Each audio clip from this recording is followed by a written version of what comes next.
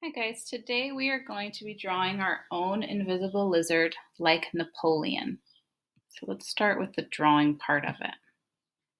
I'm going to use letters and shapes to help me draw Napoleon. All right. With me, I want you to start in the middle of your paper. Point to the center. Right here is where we're going to draw a line. Kind of a long line. This line is going to be the back of a letter D. So let's make that look like a letter D, a big capital letter D. Very good.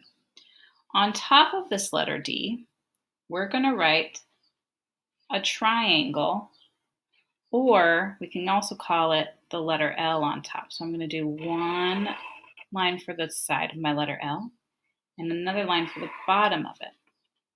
But here we're going to turn it into a triangle by adding one more line. And I'm going to kind of curve it just a little bit.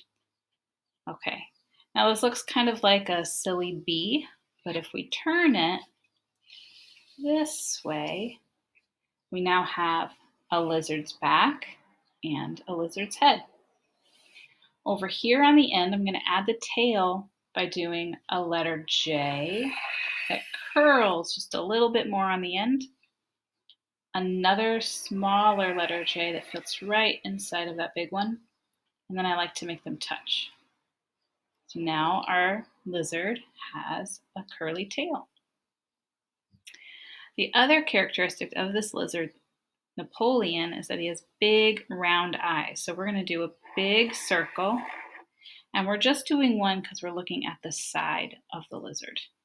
And inside the big circle, we're going to put a little circle, and I'm going to color mine in.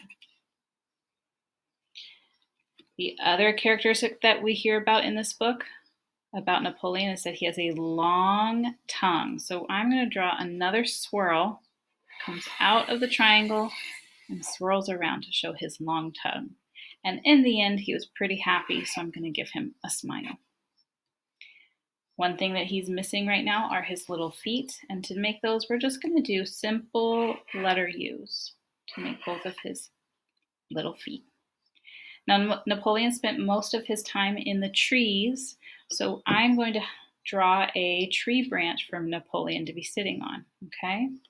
And I want you to watch very closely when I get to his tail, because that's the tricky part.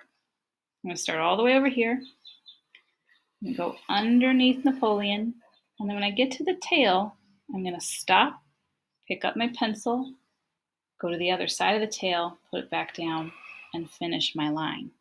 So now it looks like his tail is in front of the branch. From right here, I'm actually going to make a diagonal line that points up to make a more interesting branch right here. And then I'm going to do a sideways letter V, to make it look like a branch that is splitting. I'm going to add some leaves, doing lines. Everywhere there's a line, there will be a leaf. Sometimes I like to do the letter Y's like we did on the Y tree. And then on each side of the leaf, it's kind of like you're making the letter D again. Letter D,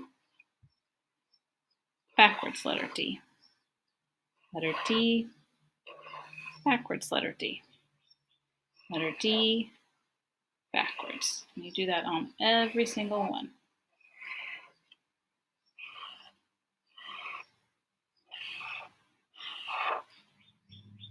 And now we have our lizard on a branch.